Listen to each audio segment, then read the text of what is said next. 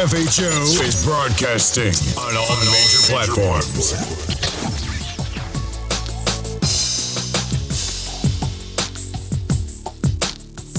What up? What up? We back, man. I got my man in the building, my man in the house. What's going on? I'm here, man. I'm here. I got you, baby. We on, baby.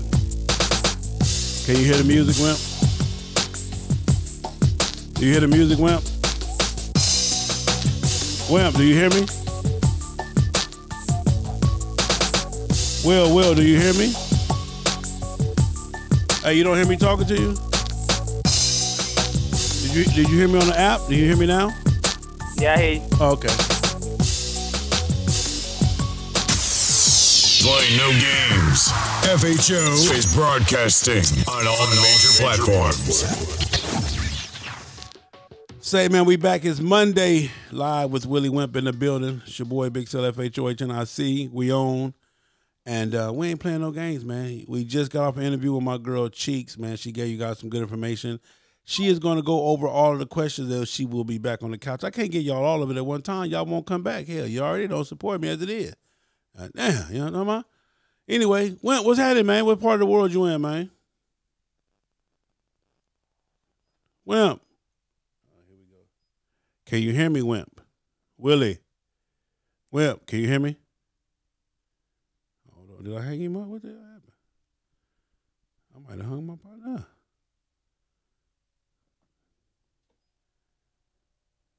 Mobile network. Connected. What the fuck? Let me see what's going on. Man, I tell you, this is the craziest shit ever. Hold on, y'all. Y'all know Cheeks ain't left yet. She's still. She just got it the other day. Yeah, I got cut off, Sam. I don't know what happened, man. You good now? We good? I seen you talking. I was like, damn, I couldn't. All right, well, we on, man. We ain't finna worry about it. We back, man. So it is Monday, man, the Willie Wimp Show. We here, man, 8-ish. Well, what's happening, baby? How you feel, man? What's going on? I'm good, man. Just in the zone trying to get me some little nap in and shit, man. Been running a little bit. Okay. How the weather down that way? Get my shit together. Huh? How the weather down that way? A little chilly today, man. It says 70, but it feel like it's 50 down this zone. A little chilly down here today. Yeah, but 70 degrees is 107 for y'all. That's like California, 107, ain't it? Man, I had to pull out the coat this morning, the hat and everything. It was a little chilly today, man. It was a little chilly. No snow, though. Y'all don't have no snow, This so weather you down good, here right? crazy as hell, man. You don't have no snow, though, huh? So you good with no snow? Nah. We ain't got nothing. That ain't even coming. We good. Okay, We straight. So is it officially riding season out there? Yeah, man, they was out this weekend. I seen people out this weekend. So, I mean, people out. They out on their bikes. Okay. So it is what it is. We back for another Monday, man. What is our topic today? All I put on there was 50 states, man. I told him Willie Wimp said we doing 50. So what we got, man? We got 50, man. You know, just talking about the maintenance, maintenance on your bikes. You know, if you decide to do the 48, well, we ain't going to talk 40. We're going to talk about 50. Do the 50. So hold on. What's 50? What's 50? What is 50? 50, that's the 48, all the 48 in the States, and then you got Alaska, and you fly over to Hawaii and do your thing over there. Okay, so it's the United States, and the other two are Alaska and Hawaii. Yeah, Alaska and Hawaii, okay. Correct. Do you need passports to do the Alaska and Hawaii thing? You need a passport for Alaska to get. You need one to get to Canada. Okay. And then come on back in, from Alaska on back in. But Hawaii should be good to go. Okay. So that we talking about all 50. Let's go. What we got? Cost wise, you want to talk about maintenance first? What do you want to talk about? Yeah, I got the I'm gonna start off with the maintenance on your bikes, man. Going with making sure your plugs when you're doing the runs like that, make sure your plugs good, your belts, your stator, your tensions, your tire pressure, and having make sure you're having your tools and air pump with you, your zip ties, your flashlight, your rain X, your oil, extra gloves, flashlight, rain suit, goggles, goggles for clear vision at night, and your towing card, definitely got to have that. Good navigation. Making sure you got hold plenty. on. Make sure you got money. I'm gonna have to hold on now. I'm gonna have to disagree with you on that navigation. I tell everybody that's on a But you do. motorcycle. I mean, you need paper to know how map. to. Paper That's what I'm map. saying. Paper map. You need to know how to read one. We need to know how to read Paper one. map. Yeah. That's what I. Yeah, I use paper map. But navigation that shit kind of. I use a paper map or atlas or something like that. Yeah, that's what I use. But I'm just putting it out there.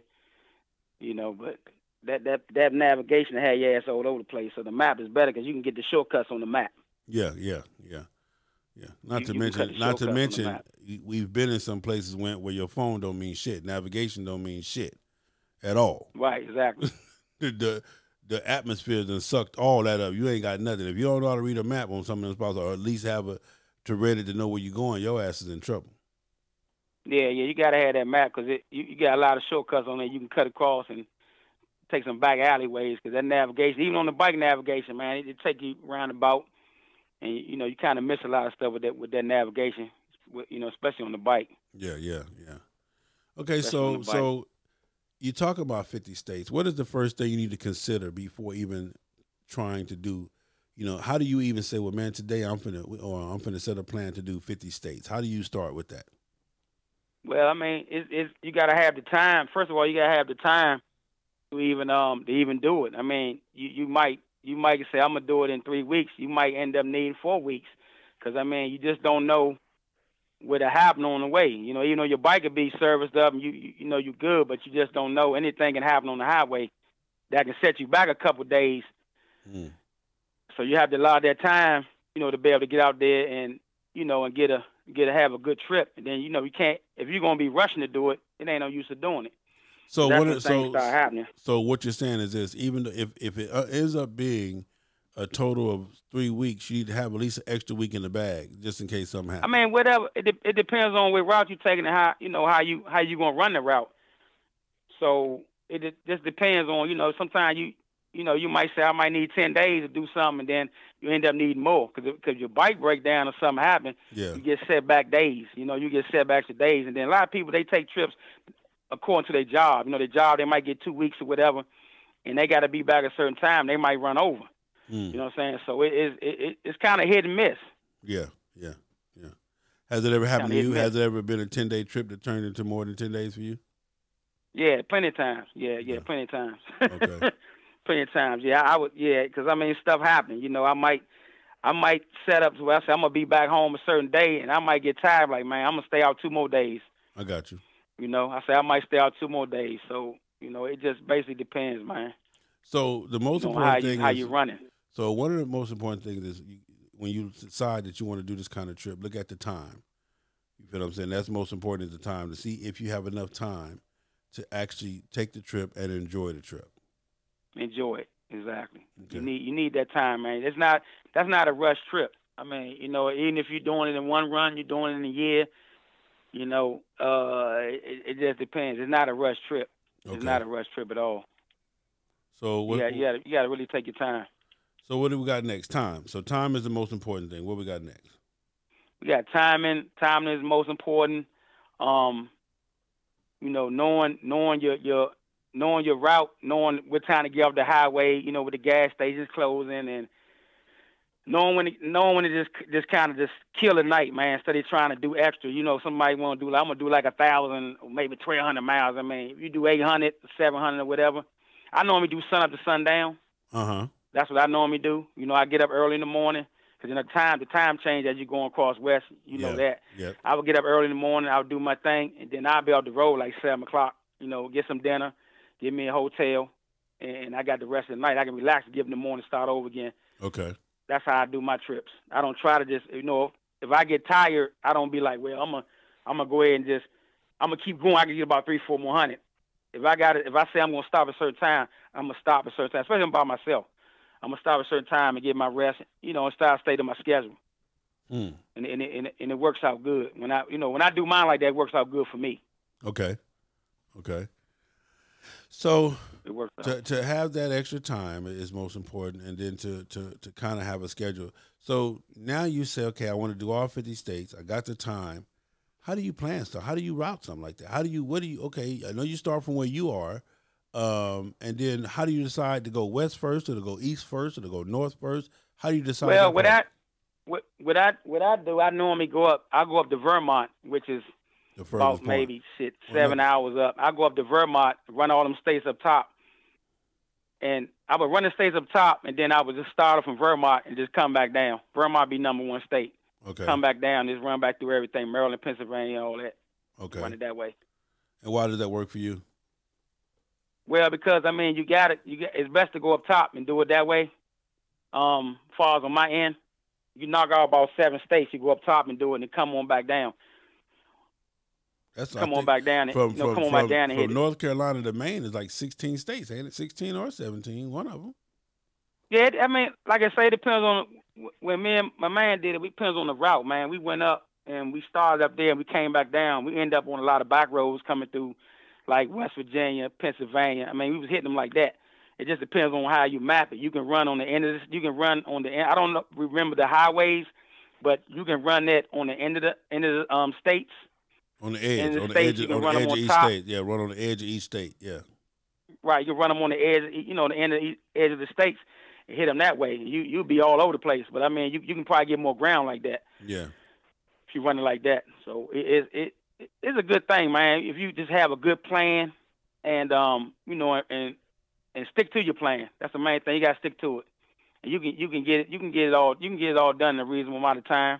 Okay. Running across there. So we're going to start at Virginia. We're going to go up top, come back, start at Virginia, and go on to the West Coast. And we all know once you start going that way, the states get a whole lot bigger. Right. What should a person, what kind of gear should you have to do that kind of ride? First of all,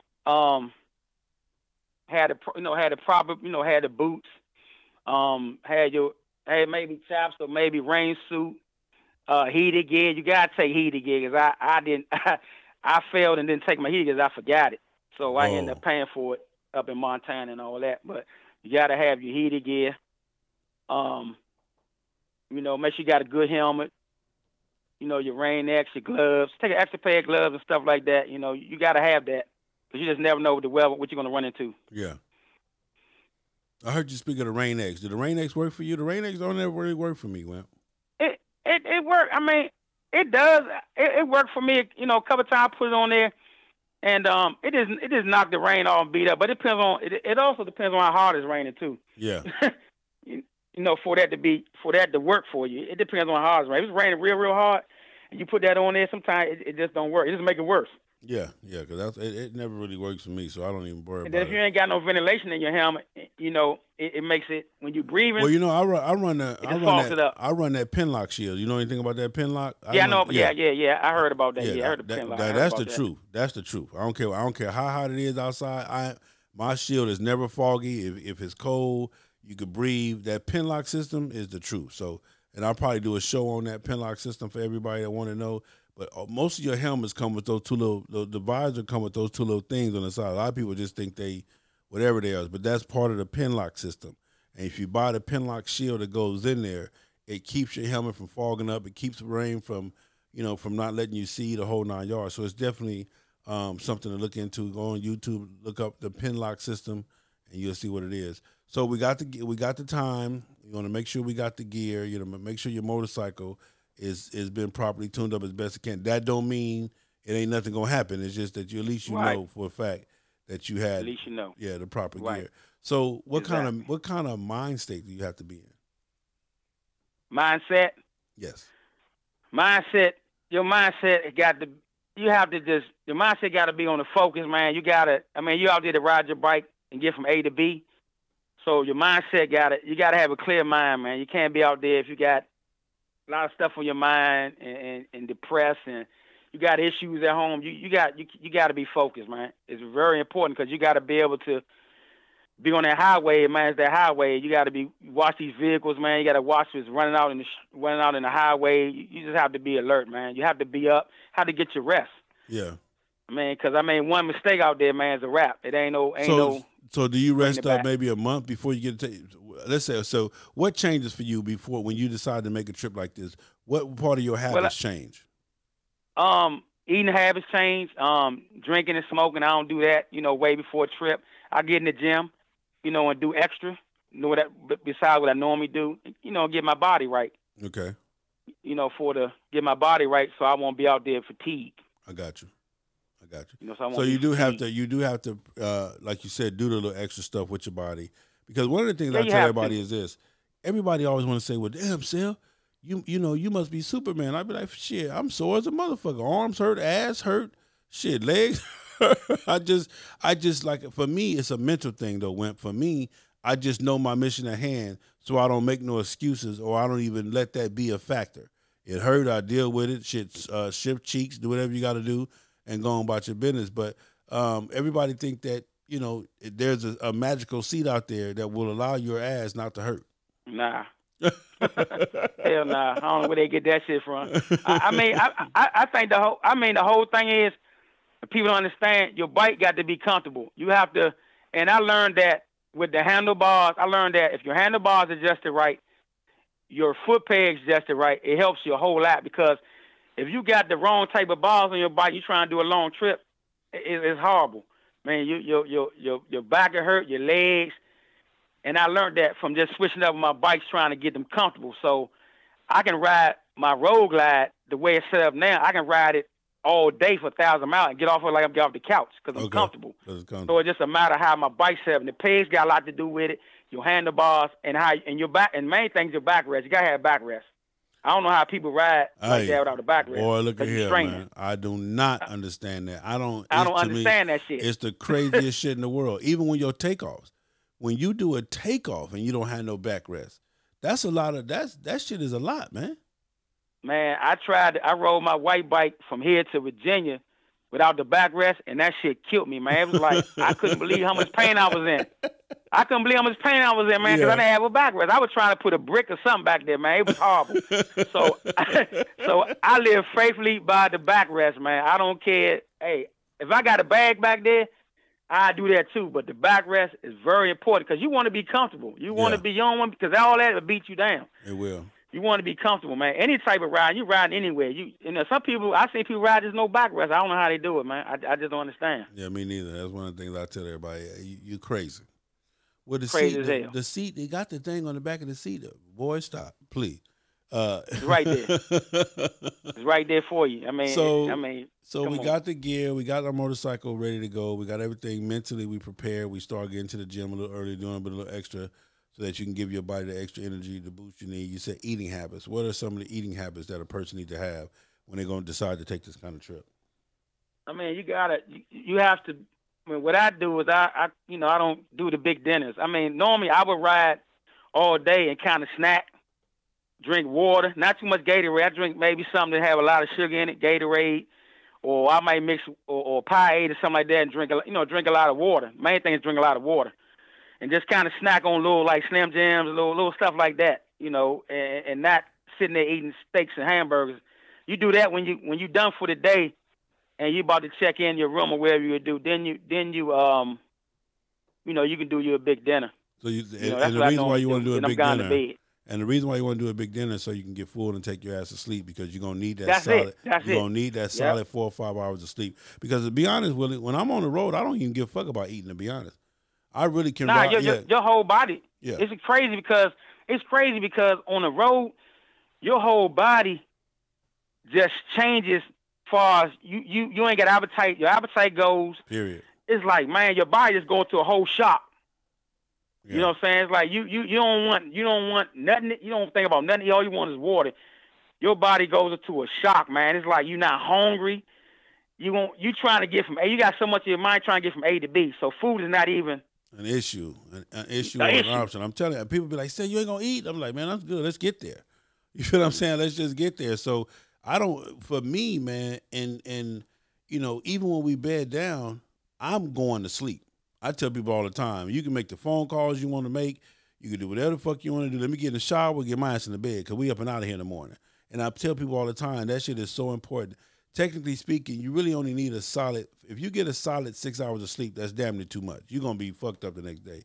But if you get you a solid 4 hours of solid sleep, you can get up and rule the world the next day on a motorcycle. You feel what I'm saying? At least that's how it works for me. But Yeah, you got to have that rest, man. That rest is very important. You got to get your rest. You can't be out there and you all fatigued and stuff, man, because people don't know about that they call that pink elephant, man. When you tired, you see shit.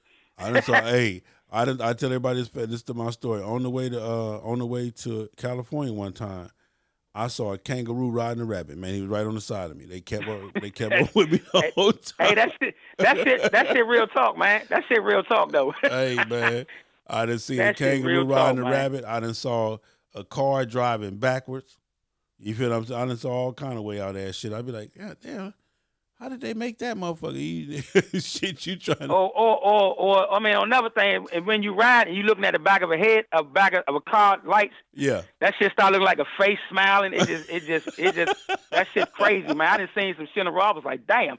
I either get up the road, man, or pull over something. But I done seen some crazy looking shit on the highway, man. I ain't gonna tell you that really ain't even there. I done woke up on my motorcycle like, what the fuck? Yeah, I have. Well, I ain't gonna tell you I done woke up on my shit a couple of times, and I'm like, dude, it just by the grace of God. But now, and this was probably when I was in my younger stages of getting younger. But now, like I said, I rest up. My mind is set to it. Hey, we're gonna knock down this 1,000. We're gonna knock down whatever it is, 1,100, 1,200, whatever. And then we're going to bed down. So for me, my thing of it is I want to knock down as much of this shit as possible in the daytime. Fuck the gas stops, fuck eating, fuck all. Let's go. Let's get this shit. Let's get this daytime. Let's manage this shit. Let's ride. So like I said, when I'm on the road, I could care less about eating, man. And for me, what works for me, and I tell everybody this, the energy drink that works for me is called Red Line. I don't know if you know anything about the Red Line drinks, Wimp. But the Red Line energy drink works for me. You find them in the freezer section, and you only can get them at like maybe your Petros, your Pilots, your Quick Trips, and stuff like that. They're not really at a lot of places, but it's called Red Line. It's a 2-shot deal. The 5-hour energy drinks don't do shit for me. I take them. I might got 50 minutes at the most. I got no 5 hours. Yeah, that's a hell of. I tried that one time a long time ago, man. That's a hell of a crash, man. Yeah. Once it come down, it's like, man, good God Almighty, it's a hell of a crash. Yeah, so I don't even mess with it. But my trick is this: if I get me some cinnamon gum, and I just chew on me some cinnamon gum for whatever reason, I don't like cinnamon. So I could care less for cinnamon, but that cinnamon gum works for me. That shit keeps me alert. I don't know what it is, but maybe it's a mind thing. I don't know, but it works. So. It keep you up. And another thing, man, know your gas tank. Know your gas tank out there. If you ain't got a spare gas can in your bike, know your gas tank. Because people have the thing of just trying to run 100 and not knowing how spread out them gas stations be, or get there and the junk close. You know what I'm saying? And get there and you messed up. Boy, I tell you about all the time. I done seen them oases, boy. You be like, what the Lord have mercy? Then that gas station come up out of nowhere. You be like, thank you, Jesus, because your ass done messed around. Because I tell people sometimes, even on this California trip we get ready to take, like I told them, we're not going to always be at a quarter of a tank. Sometimes we're going to fill up right before the quarter. You feel what I'm saying? Because that's going to be the best gas stop possible. You feel what I'm saying? To get us past the next journey. Sometimes we're going to be at the light. And you just going to have to trust me on this because this is what we do. But it's all in reading the signs and knowing, where you are, how to travel, the whole 9 yards. You got to know this, man. But like you said, when it start getting dark and you in them small towns, them gas stations close down.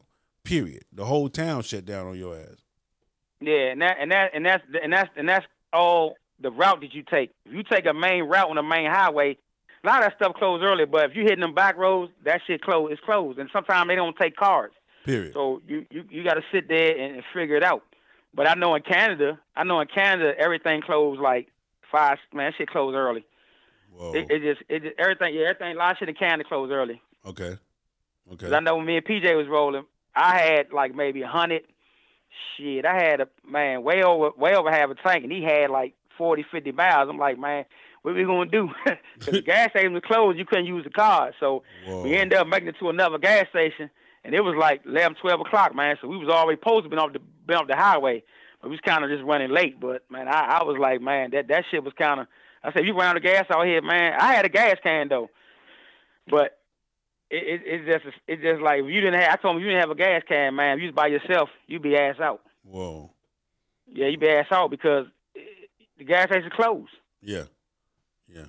Well, They see, closed. So one of the things too for me, I don't like night riding. You know, I'll start off early morning going into the day, but I don't like to ride through the night unless I have to. Like if we got 500 or 600 miles to the house, I ain't no need to get in the room. Let's just go on and knock it out. You feel what I'm saying? And then at that point, you know, the gas stations are crucial and critical and stuff like that. But for me, just to ride all night, I'm not with that. I rather leave here about 3 or 4 in the morning and just ride to maybe 7:30, 8 o'clock, maybe even 9 o'clock that night, then bed down and get up and do the whole thing over. But I'm just not really with the night riding. The night riding shit is, I done seen all kind of shit running across the road and shit be, you know, coyotes and I saw a damn deer, I saw a damn mountain lion chasing a deer across the road one day. That shit freaked me the hell out. You feel what I'm saying? Yeah, it's a lot of shit running out there, man. Especially up in Canada, man. Look, we run up in Canada, man. I'm like, damn, I just see that sign. It's a big old sign. They had all the animals on. That's what this running around. They had bear on there. They had all moose. kind of they shit. Had yeah, elk. Bear, moose, elk, all kind of shit. All that shit. So you like, man, and this nighttime, you like, man, you running 89 miles an hour out that joint. You trying to figure out. And another thing I learned, and we wasn't really paying attention to the speed limit because it was kept saying 90. And I know it didn't mean 90 miles an hour. You know, that's kilometers, I guess, on that. So actually, I think it was one sign like that. It said 90, but actually supposed to be running 60. So we wasn't even obeying the speed limit out there. We were just running, you know, not knowing the signs. But we didn't see any. It's funny because we didn't see any police, any dummy cars set up or nothing. We didn't see no police. Like they was nowhere involved. Yeah. All we seen was like a bunch of trucks and stuff, man. So it was interesting, man. It was a good Alaska. Going to Alaska, I mean, people haven't been to Alaska, man. That's a good trip to go and enjoy, man. It's definitely a good trip. You just got to be safe out there and you know and use common sense, main thing. Just use common sense because you go out there, man, trying to be Rambo and all that shit. You looking for a disaster. Somebody asked a question. Somebody asked a question. How safe is it to carry gas on a motorcycle? It's real safe because they got the gas cans that has a slant in it and it goes in your saddlebag. When you put in your saddlebag, it goes right to the back. Right, it's real tight fit in your saddlebag. You can still put your stuff, you know, your belongings and stuff in there. What I normally do, where I put my gas at, I put all my tools on that side. Everything like tools and air pump and all that, it goes on that side. Oil and everything on that side. Other side, I put my rain suit, extra stuff. Then my tour pack, I put my bag in there, whatever. If I got to put a bag on the seat, because I take a lot of shit like I ain't come back home. I just can't take 2 pair. I can't. Hey man, let me tell you, I can't do the 2 pair of pants in the drawers. I take the whole kitchen sink, man. I take everything. I take about 10 pants, my shoes. I take it all, man. I don't play. I take it all. Bike be loaded down. And I might just be gone for like 7 days. I don't play. I like to put clothes on. Make sure you got a bunch of shit on, Will. Man, all types of shit, man. I don't play. That's one thing I do not play with that when it comes to packing my bag. Because I normally, when I pack my bag, do a trip like that, believe it or not, I pack 3 weeks before, man. Yeah. Yeah, I pack 3 weeks before. So I make a list. I write down a list of everything I need to take, and I just scratch it off as I'm packing. That's how I pack, so I don't miss nothing, and that works for me. And that's what I do, too. Like, when I get ready to know I'm going to be taking a long trip, I start pre-packing early. Because that way you don't want to be rushing at the last minute, man. And I actually, actually pack a bag, set it to the side, pack the next bag, set it to the side, whatever I'm going to do. And then that way, and then one of the things I do, too, is if I know I'm going to be off my bike like 2 or 3 days before, my bike will be packed up and just be sitting there, really. So that way, the day before, all I got to do is just really rest up and get some sleep. Because it's hard to sleep the day before you get ready to go on a big ride. That shit. Hey, man, you know what? I don't know what that is, man. That shit like Christmas, man. It's like anxiety or something. That shit's crazy, man. So I'm glad you said that because if I'm doing a trip like that, I can't go to bed. I'm up cleaning up all night. I'm just doing crazy shit. And I'm like, the anxiety just like, man, because then once I get out there, and as the day go on, I'm like, damn, I should have went to sleep because it kept up. But what is it? Is it anxiety? What is it? I'm trying to figure that out. I'm still trying to figure it out to this day. I don't know, man. It just is what. And I don't care how well you prepare for it. I don't care what you do. I don't care how well you prepare for it. It's just gonna be that way, man. It's got to be an excitement, or anxiety, or whatever. But I always tell myself I could be packed up 3 days before, and this shit happens to me all the time. I'll be packed up 3 days before. I'd be like, man, this weekend I ain't gonna do nothing but sleep and rest all weekend because I'm leaving Monday morning. And man, shit, here come Monday morning. I'll probably lay down Sunday night, probably about 10:30, 11, and get right back up at 1:30, 2 o'clock to get dressed to get up out of here. And they had no sleep, none whatsoever. The whole day just been doing a whole bunch of like way out ass shit. But I don't know. I think that's just I don't know. But one thing I do, and I'm telling everybody this, in between time and in the meantime, guess what this fat nigga doing? Sleep, nigga. Yeah, I get all my rest. Crazy. I mean, a lot of going out there, man. We have got in late, like some mornings, like I'm talking about like 2 o'clock in the morning. Yeah. And by the time you check in the hotel, get situated, look through your emails, your phone, make a couple calls, things like that, it's 3 in the morning. And you try to lay down, you're getting back up at 5. That part. But now I got that down packed now. This one thing I do got down packed. Hey, Wimp, back up at 5. Hey, Wimp, one thing I do got down packed. When I hit that room, while y'all bullshitting on trying to figure out who going to do that, I'm in the shower. They be like, damn, say you're nigga, I'm asleep. By the time y'all get in the room and figure out what the fuck going on, settle and shower and sleep, and boom, I'm on. And I don't care what y'all do. Make all the noise in the world because I'm asleep. So, that's one thing I don't got a problem with right there. Yeah, that getting up, man, and once you get to a spot, you gotta get right back up. It's like, man, it's crazy. And then you always, I always look at during the long days. Yeah. And I say, man, where's that treat day at? That good day where I just got a leg. I got like 400. I'm almost at the end of my trip. I got that last. I be looking for that last leg. Like I need that 400. Yeah. So I can do that full, and I can get a room where I can just cut up and just live a little bit. You know what I mean? But I be looking for that day, man. I look for that day. I got 1,000. Sometimes I've gotten blessed with. I get to the hotel. Let's say we get there about 9:30, 10, and the lady will actually let us charge us half a day, and we'll just stay a whole nother. Just take that next day and just chill. But it's hard though for me to lay up in a hotel for more than maybe like 2-3 days. That shit is hard as fuck. Just to lay, on the road, just lay up, and I could do it like a day. If we take off, hey man, today we off. We ain't chilling. We just gonna chill at the hotel, order some food, and chill. Maybe wash some clothes and do some other shit. But 2 or 3 days, man, that shit is I can't do it. Yeah, because your mindset is you gotta get here. Period. And leaving the house, and you got to do all this. You like, as soon as you get up the road, you like, man, you can't think about it there. You just got to just ride because it's like you never get there. I don't look at the signs.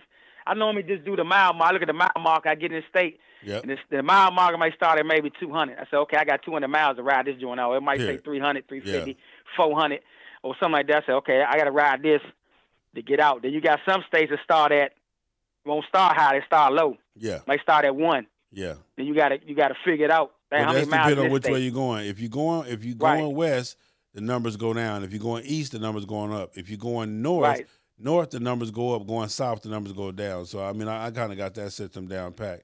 I learned that, man, from just when I got to get to the state line. Yeah.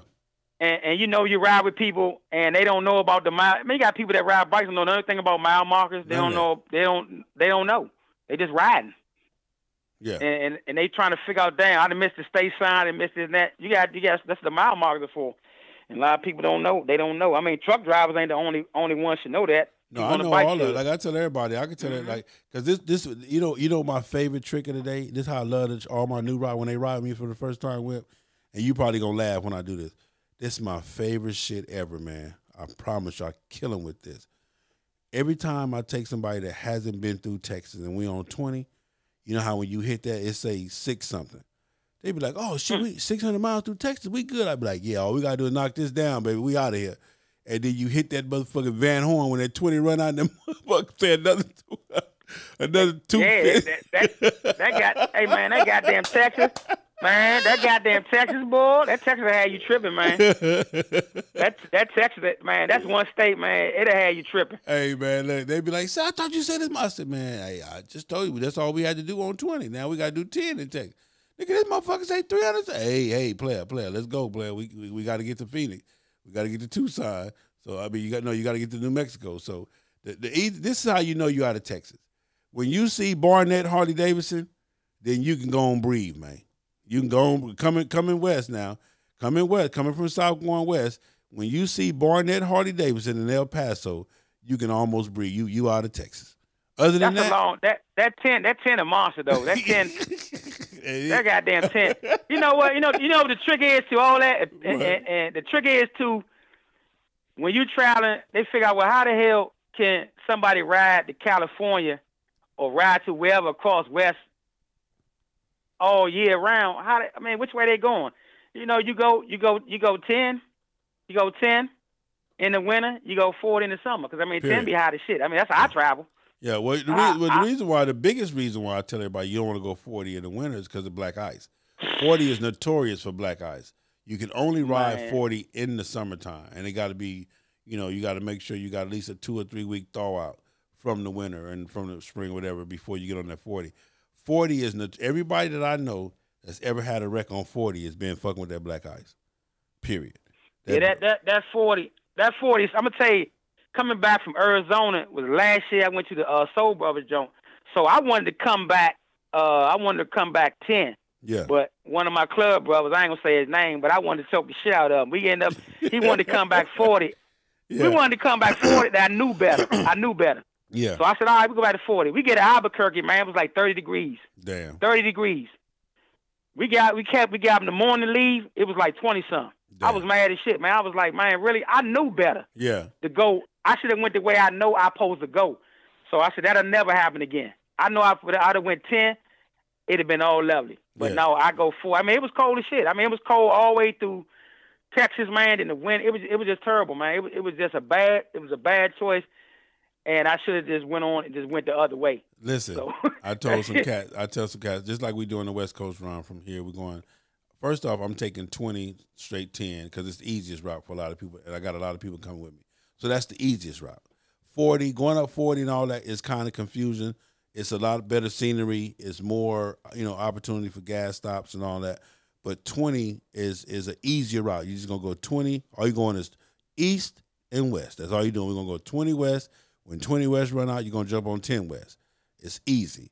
Yes, the gas stops, when you start getting past, when you get into Texas and everything from Texas all the way past, all the way to maybe Phoenix and even through the desert, you got to watch them gas stops. We already know that you got to watch them gas stops. But it's an easier ride. When you go up that 40, it's a lot of triggeration up in that motherfucker. Different freeways, 240, 140, 340, 44 and a half, 40 plus. So that 40, man. And another route a lot of people don't take, and I love it. It's just long. And it's good to weed out unexperienced riders. That's 70. That 70 is cold. 70, 80, and 90. 70, 80, and 90. Yeah. They're cold. Yeah. But that 70 good going through Colorado. I like that run. Yeah. Going there. But if you with somebody ain't experienced, man, you got a lot of curves and turns. That's a good run though. Yeah. 70, that's a good run. 70 has some beautiful scenery too. I like 70 going up Virginia, coming up y'all way. 70 is beautiful. Yeah, it's beautiful. It's one of the most beautiful highways out there. But like I said, we're trying to get somewhere all these things matter. So we talking about doing 50. If you just tuned in, we talking about doing 50 states, and Wimp is giving some of his pros and cons, and he's giving some of the things that you need to have in place in order to do the 50 states. We've already said your bike got to be well maintained. You have to be in the best shape possible. You have to start eating better, start watching what you eat, prepare yourself, with the extra workouts and stuff like that. You have to make sure that you're packed right and that you have everything possible. Because one thing about doing 50 states is the weather going to be whatever it's going to be, period. That's it. You have to be prepared for everything. It's going to be whatever it's going to be. That's why I'm glad I got my Harley-Davidson heated rain suit. It'd be 102 degrees. I'm going to still have that bitch on because you laughing at me now. But wait till that motherfucking sun drop on your ass. Yeah. You don't. That's the trick part about it. You might ride out. It might be 9 degrees, but you want to ride into some type of night as the sun go down, and when that shit drop, man, it's a long day. It's a long day for you when it drop. You got to just have all. You got to have all that stuff. It's just a shame you got to ride with all that, but you got to have it because you're going through different altitudes. When you go like Wyoming, you climbing. Yeah. And I ran to a lot of fog and a lot of man sleep. Coming especially up that way. I think I was in where was I? Was I in Wyoming too? Was I coming? Because matter of fact, I was on 80, so that was that probably was Wyoming coming up. I'm talking about the fog was Yeah, that's Wyoming. That's on. I think that's Yeah. 80, 80 or 80. Yeah, I'm talking about you could grab it. You could grab it and make a fog ball. Like you can make a snowball. That's how thick the fog was. You can grab it and make you a ball and throw it at a motherfucker, man. Man, that's when I realized I needed my heated suit. I didn't have it. Like I said, I got the Ohio on the turnpike. I said I ain't going back home and get it, so I just got to just wing it. But going through that Wyoming was mean because you had that sign up there that says the fog, and I'm just behind it. Then it's coming down like rain. So it's cold. So now I'm gonna tell you too. Like, another thing I experienced too is I've never really experienced roads being closed, but when you get up there, they close roads. I'm talking about put a gate across that motherfucker. But this road closed, player.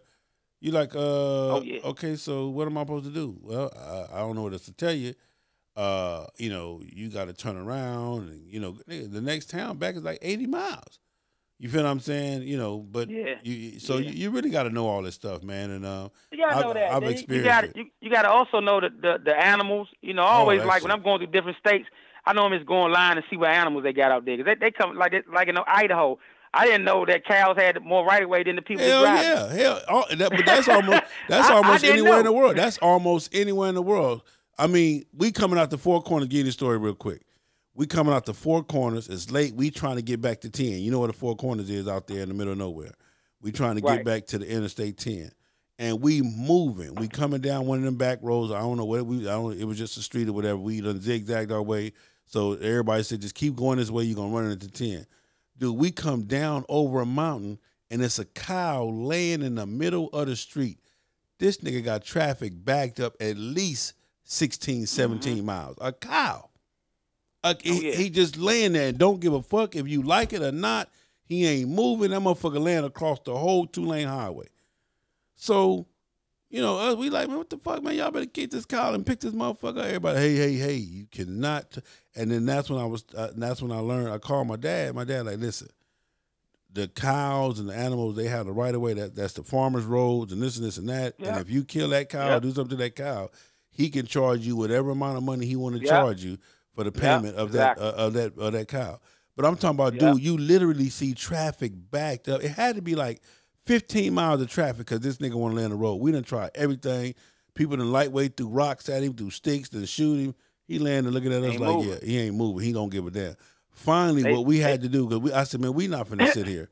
We end up we end up really taking a chance going in the gravel, the rocks and the dirt, riding our bikes and just kind of, babying that motherfucker. I'm talking about baby. I was scared to death. Damn to drop the bikes and slide and you slide and we ended up getting around them, man, and we tore ass up out of that motherfucker. But when I tell you, people was upset for miles and miles and miles because of a punk ass cow, bro. Please.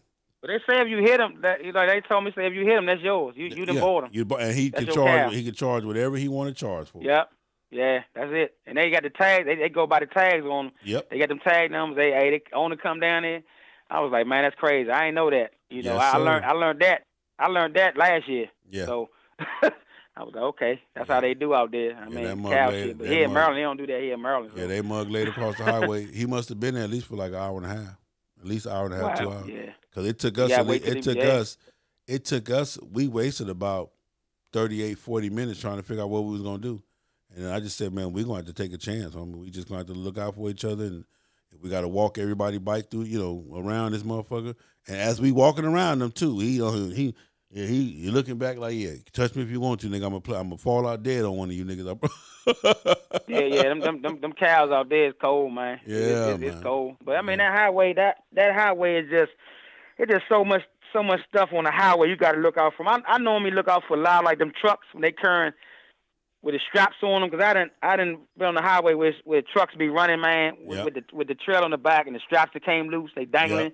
And you can imagine if that get hooked in your wheel or something, man. You just got to pay attention. I don't ride behind nothing that's carrying bicycles, none of that shit. Because I done had shit that come off trucks, man, mattresses and all that. All that shit, yeah. I don't play around with the trucks. I get away from all the big vehicles. I stay around the cars, but I basically try to get in front of all that. Because if something happen, man, you don't have no room for error. None. Yeah. And you have to really pay attention. You got to be up. You got to be alert and pay attention to these vehicles. You can't be riding behind these tractor trailers and all that because they have blowouts and all that. You got to be able to see the highway because you can run over. You can run over some rubber. They call them snakes. That's what they call them. You can run over some rubber snakes in the road and, man, kill yourself. So it's just a lot of stuff you got to pay attention to. And that's one of the things I tell people, too. When I determine, let's say when I'm coming up and I determine it's 2 diesels right there and they running, I'm going to hit the gas. I'm going to tell y'all, come on, hit the gas, let's go. Let's get in front of them and get past them and all that. Because, like you said, a blowout. He done fell, he drifting, falling asleep, because I done seen all that too. I done seen a truck driver and I wasn't thinking. I blew my $1 million opportunity. Well, let me tell you this. Coming home from Arizona, I'm on 20, and it was a disabled car on the side of the highway. They had put a sign in there going to get gas. They was probably maybe 400 feet from the exit. So I guess they parked the car and had the hazards on. This dude in the tractor trailer fell asleep, homie. KO'd the whole back end of their car, pushed it down damn near to the exit. I'm on my motorcycle watching the whole thing like, oh, shit. Papa, but I'm slowing down to make sure he don't just swerve back over on me, the whole 9 yards. So it's all said and done. The car go back, like he just pushed it all the way down, damn near to the exit. He, construction said, I towed the whole back end of the car up. So I'm saying, I'm finna get past him. Dude, when I roll, I get to the driver door and I just give him the deuces. I should have told her that. Pull over. Pull over. Let me go and get that Fetty, man. You know what I'm talking about? Because I done seen the whole thing, player. Let me go get that Fetty. That's it. Oh, one of the guys, it's gators, bro. My bad. You're right. Yeah, that's what they call them. It's gators, not snakes. Yeah, it's gators. There it is. I had to straighten that up. Yeah. I had to reconfirm that. Yeah, but it's my man, appreciate that. Say, man, there's all kind of stuff out there, man. Yeah, you got to just be out there. You got to be alert, pay attention, man. So let me ask you this: do you always ride with a long sleeve shirt on? Is that important to you? Man, I don't ride. I ride with short sleeve shirt on.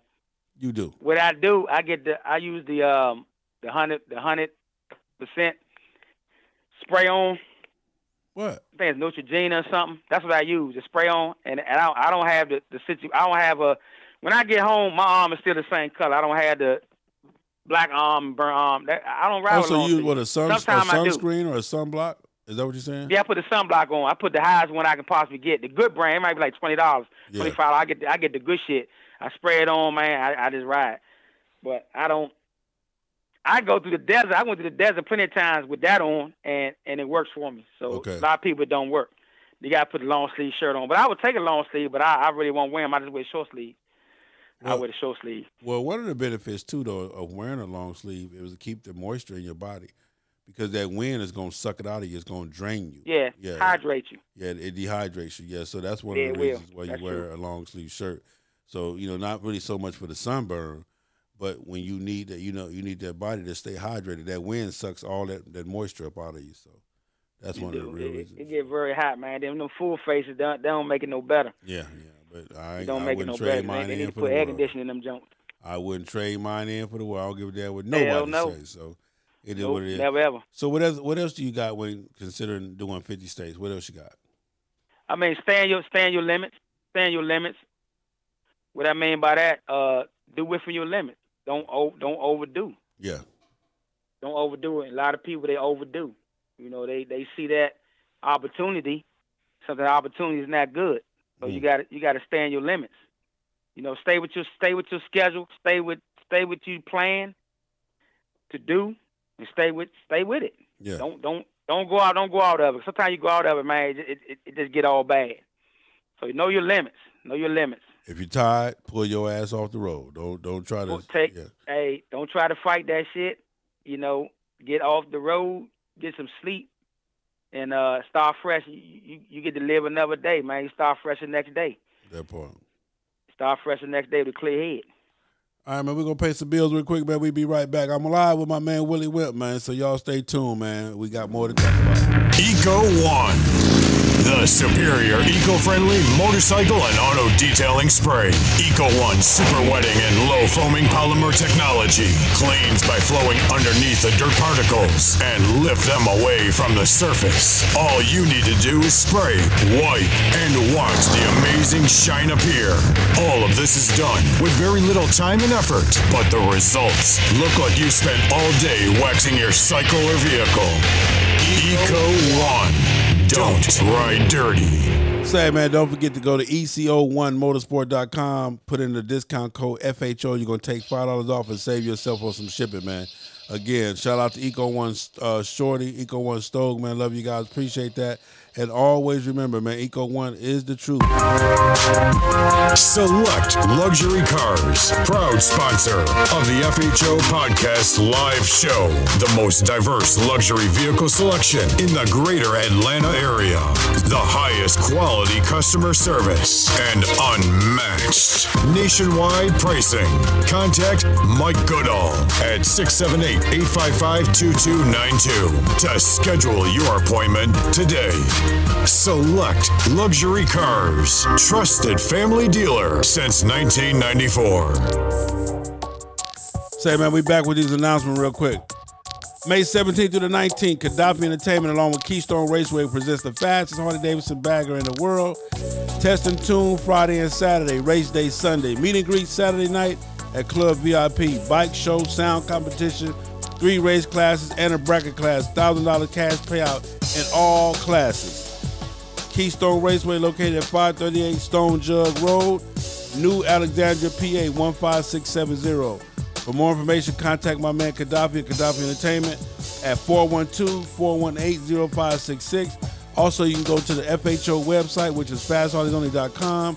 We have a flyer on there that explains all of the classes, how you can get into it, man. So don't forget, that's May 17th through the 19th. Then right behind that, man, we got Pound for Pound MC. It's going down Memphis, Tennessee, man. It will be May 31st to June 2nd. Contact my man Barbecue for any information, tickets, hotels, whatever questions or concerns you may have. 901-301-9830. My man Barbecue. After that, the 2019 Fun Run. My man Ken Folk, a rare breed, making his mark, man. Put it down. If you know anything about Ken Folk, he off the chain, man. So you know it's going to be fun. They getting down in New Orleans this year. They call it Bikes on the Bayou. You feel what I'm saying? That's June the 7th through the 9th. Hit him up, the 2019 Fun Run. My man Ken Folk, 731-334-4399 is going down. And then last but not least, the West Coast Run. FHO West Coast Rare Breed 30th is going down. It will be bigger than Black Panther, Wakanda, all that in the building is going down. Rare Breed turned 30th. And it's going to be huge, man. The city of Los Angeles will never be the same. Make sure you're there. Contact any Rare Breed for tickets, hotels. I'm pretty sure if there's anything left, you might have to get a room in Arizona if you just not getting a room. Ain't no telling. Because California, I'm just trying to tell you, 30 years in the game, man. And that Mother Chapter is a beast, man. So shout out to the entire Mother Chapter, man. Fast Fred, National President, Earl, National VP, man. Love you guys. Can't wait to see you. And it's going to be going down, man. So if you want to get somewhere, that's what you got. Check this out. If you got any announcements, hit me up. If you got any parties you want to announce, hit me up. Any events you want me to sponsor, hit me up, man. My rates are reasonable. I promise you they're reasonable. And plus, what better platform to use than FHO Podcast Radio? So let's get it, man. FHO Radio Podcasting. 5 shows and more every week. Don't miss out on the latest in news, views, and motorcycle business. So that is that, man. My man Willie Wimp, we live. We back. So we're at 50 states, man. We done talked about how to get 50 states. We done talked about some of the goods, the bads, the ugly, man. What is it to do 50 states, man? Really, what would make a person do 50 states? Motivation. Motivation is one. Getting out there and wanting to do it. Yeah. And love riding. And you have to love riding. You can't just get out there and just, if you never even done anything past your state you live in, yeah, and don't have the know-how to do that stuff. It just ain't easy. Yeah. There's a lot of things that's entailed with that. So it's definitely motivation, and you gotta love riding your bike. You gotta love riding your bike, and that's a treat. Yeah. To do it, because I mean, you see so many things out there. You meet a lot of people. You just you just see stuff is amazing. You got good stories to tell. You know, later on you got good stories to tell your kids, man, your neighbors, whoever, your people in your club, whoever. You know, you got stories. Yeah. You got history, man. You build a history. You build a legacy. When you start doing stuff like that, man, you're doing on the regular and you're doing a lot. You're building a legacy for yourself. Not to mention, you're doing something that less than 1% of the entire world has ever done. Less than 1%. Less than 1% of the entire trillion, billion, quadrillion people in the world have never rode a motorcycle all 48 or 50 states. So that puts yourself in a whole different category. So that's something else to be proud of, and to say that you've done something that most human beings, you know, have never done on this earth. That's cool. So. And it's a good accomplishment. You know what I mean? To say that you've done it. You know, and nobody can never take, when you do things like that, 48 states, things like that, 48, 50, whatever, nobody can't take that from you. Yeah. You know what I'm saying? Nobody can't take that. You did it. You did it on your own. You spent your money. You spent your time and get out there and did what you had to do. Nobody can never take that. Nobody can take that from you. Nobody would never take it from me, because I done fuck it. I mean, I still got things I want to do as far as on the bike. I just got to just kind of, you know, I'll probably do 50 states. I probably would do it again, but I'll probably do it in the faster pace that I did it, you know, as I did it this time. I would have it more planned better and do it and get it done. Okay. You know, and get it done. So I probably would do it again, but it won't be no time soon. I ain't going to wait too late, but I'll do it again. So for you, what was the most memorable trip you ever had? What was the most memorable trip? Most memorable trip? Man, so many of them. All the ones going to Cali, man, just been memorable. I mean, with the club, you know, riding with the club, man, and everybody happy, everybody having fun, everybody just loving life, man. You get good bonds, man. We always talk about them Cali trips, man. The Cali trips and a lot of trips I've done by myself. I've done a lot of shit by myself, and I'm like, it's just so much, bro. I just did so much this year. I mean, last year I just did a lot. I just did a lot of running, man. It was like I said, I would pack a bag and hit the trip, and I come home, I got another bag packed. I grab that bag, put it on the bike, and dump the other bag. I mean, I was just always going, man. I just was like, I'm ready to go here, I'm ready to go there. I just was just running. The shit just crazy, man. And I really enjoyed it. I can sit back and kind of reflect on what I done as far as riding. I mean, I'm not saying I'm done like I'm done, but I mean, you know, from what I didn't accomplish for myself. Yeah, on them days was them days when you get a chance to sit up and be like, boy, we. So what has been the worst trip you've ever taken? The worst trip? Going up north, man. God damn. Damn. I mean, going up north, man, is just, man, I'd rather fly up north and study. North is terrible, man. I'm talking about going up New York. Yeah, that shit. Yeah. I love going upstate New York, like Buffalo, all them type of stay up there. It's beautiful because you're in the mountains and no traffic. You just get it. But as far as going up New York, man, Bronx, and I mean going through the Georgia, man, that shit is horrible, man. That's the worst going up there. Period. That's the worst. Anytime I like going to Maine, it's horrible. Yeah. Because you don't get it clear. You don't get clear until you get past like Boston. You get a clear road then and there. You get a clear road going through Rhode Island and Massachusetts and all that. But man, up north, horrible. I go south any day. Yeah. Put me on 85, 95. Hey man, I go south any day. Yeah. Any day. All right. So any day. What's the funnest state to ride a motorcycle in?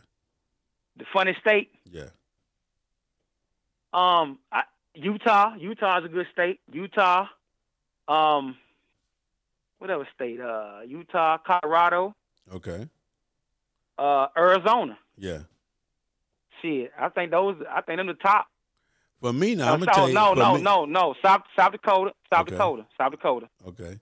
Well, for me, the funnest state to ride a motorcycle in for me is California because I love the lane split. I love that shit. I love how you could just pull all the way to the front of the motherfucking line and then look back at the cars like, yeah. And then just take off on their ass at the light. I don't know something about that shit. Oh, yeah. They allow that. Yeah, that's what I'm saying. That's the splitting lanes. When I first did the splitting lanes going to Cali, man, or going up through wherever the splitting lanes I did a long time ago, that was on 15. Yeah. Going to Vegas, splitting lanes. And I was like, wow, this is crazy. You know, I got introduced to that. Yeah. And then going to the candy shop, going to L.A., yeah. you getting that traffic, man, it's crazy. Because, I mean, the people do move over. Yeah. They do move over. And I think sometimes, man, these people ain't going to move over, man. Somebody going to hit me. And you know, that's kind of strange, though, how they do that. But they can't. You can't. Well, you know, they just passed it in Arizona, and it's like 5 other states that's pending. Georgia, I think Georgia, they introduced it or brought it up for vote. I'm not sure, but I think Arizona passed. So now it's California and Arizona that's lane splitting is legal. You know, you know, but and they're trying to bring it to like 4 or 5 other states. The only thing I would say is this: is that the people have to be on board because that's what's gonna kill you. You know, but people not being prepared for the lane splitting and all that type of stuff. But in California, they know it. They get the respect. They get the respect. And I just love that shit. I love just, you know, it almost make you like want to meme mug a motherfucker. Like you want to put a mask on and just be like, yeah, motherfucker, get your ass out the Yeah, especially when you coming through there at about 15, 20 bikes, man. It's crazy. But the trick for me, man, what got me, I had to do a little bit of maneuvering and with the big handlebars, man. Coming through there with them big ass handlebars. Yeah. That shit a little tricky, man. It's a little tricky. Yeah. With the handlebars. Yeah, so. But I got it down packed now, so I'm good. So now, what is an average run for Mr. Willie Wimp? What is what if I say, hey man, let's go have lunch, where we going? From Atlanta, if I was in Atlanta, yeah, I would say